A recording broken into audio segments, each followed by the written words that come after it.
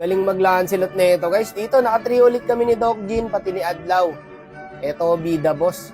Solid mag-Lancelot, napakagaling guys. Ngayon lang ulit tayo nakakita ng malupit mag-Lancelot boss. Kaya papakilala natin sa mundo to. Simple lang siya mag-lance guys eh. Si Adlaw nakakampi namin dito boss. Top 4 global apo. Nahirapan pa rin sa Lancelot niya. Simple lang siya gumalaw guys, legit. Walang kaarte-arte. Hindi yung maraming exhibition. Yun guys, sa lance lang kayo tumingin. Ang galing gumamit ng skill. Oo, simple lang, di ba? Okay na sana guys eh, kaso medyo may kayabangan lang. Sabi niya rito, paano i-content eh di makasabay? Hindi ko gusto ang sinasabi ng iyong bibig. May yayabang naman kasi siya guys, kaya okay lang yun. Natural lang naman sa ML ang trash talkan eh. Hindi ko sure kung si Doc Jean yung pinaparinggan niya dun ha. Kasi dito nilalak target niya, hindi niya pinapaparm. Hindi ka daw makasabay Doc, payag ka nun. Hindi niya gumalaw pre, yung Lancelot. Galing par, W sa Lancelot na to. Kita nyo guys, simple lang, parang ano lang eh, pakadjut-kadjut lang yung galaw niya eh. Hindi yung tuloy-tuloy. Kasi maraming Lancelot user na dire-diretso yung dash, di ba? Tapos wala naman napapatay. Kumbaga, puro highlights lang. Puro dash. Ito, ang galing eh. Grabe, nanlambot si Adlaw pre. Puno yung buhay ni Adlaw na wala. Inang-ina mo, oh, pinipitik-pitik lang kami boss oh. Pero sureball yung galaw niya eh, no? Kahit mabagal. Ito mga pinapakilala sa mundo. No, kasi maraming magagaling sa random guys, hindi lang nabibigyan ng spotlight. Ang galing kung mapapansin nyo, hindi siya nauubusan ng dash. Dash lang siya ng dash, kaso dito, na-hold siya ni Adlaw tsaka ni Doc Jean, kaya legan tama. Tapos nakikisali yung Sechan dito. Wala namang bitaw, nakikitrash talk, mga tubol daw kami. Ayawan na! Di na masaya! May paepan kasi! Nakikigatong ka ha, para dito. Out of nowhere, tatawagin mo kami mga tubol. Yung Lancelot, may sense pa yung trash talk eh.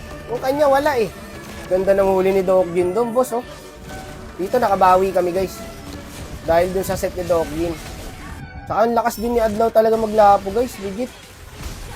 Mas idol ko kay Misaki to. Idol ko si Misaki pero iba yung lapo ni Adlaw pre. Malimaw talaga. Eto na, yari na sila dito boss.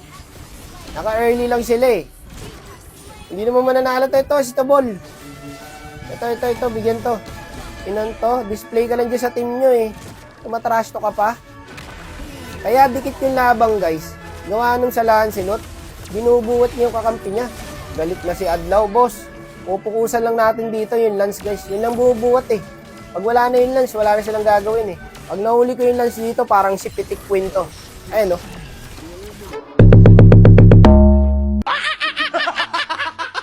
Buti nagkaintindihan kami ni Doc Jean guys. Ito si Tubol. Sino mga tubuli ngayon boss? Ito, kuyog ka sa amin. Kulit ka. Sabi ng Sechan, end nyo na. Ops! Tama na! Masama nagigit ng away! Bakit malungkot ang basic ko? Tumatrash talk na si Doc Jean boy. Kasi dito nakarma kami, bilis lang, naglag pa ako. Ang bilis talaga ng karma pre. Nahuli pa siya ng Kaleya. Kaya no choice ako guys. Wala eh, ako tank eh. Ito ang trabaho ng tank boss. Yan ang sinasabi ko eh. Basta nantatrash talk eh. May karma talaga yan eh.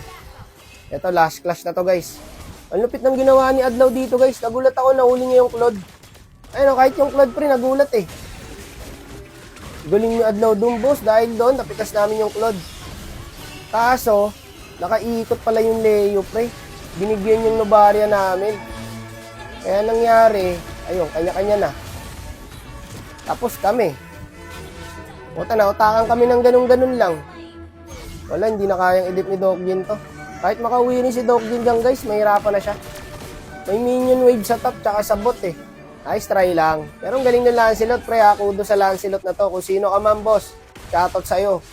Okay lang din kasi sa kasalukuyang broken hearted pa po ang tropa nating si Doc Jean.